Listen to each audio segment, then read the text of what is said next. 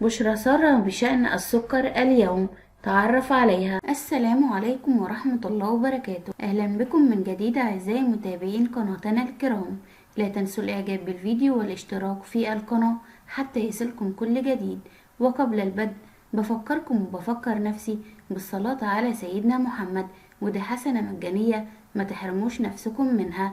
اللهم صل وسلم وبارك على سيدنا محمد. وإليكم أهم الأنباء. أعلنت وزارة التموين والتجارة الداخلية عن ارتفاع نسب توريد قصب السكر إلى المصانع السبعة التابعة لشركة السكر والصناعات التكميلية إلى 1,434,160 طنا، حيث تم إنتاج 140,446 طن سكر حتى الآن. وفي وقت سابق وجه الدكتور علي المصلحي وزير التموين والتجارة الداخلية اللواء عصام البدوي الرئيس التنفيذي لشركة السكر والصناعات التكميلية بسرعة سداد مستحقات المزارعين.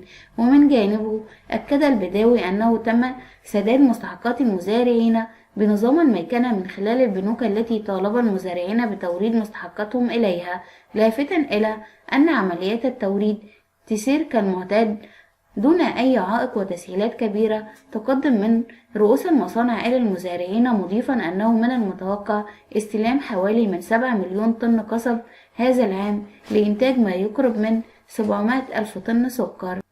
ونشكركم على حسن استماعكم، ولكم منا كل التحية والتقدير، والسلام عليكم ورحمة الله وبركاته.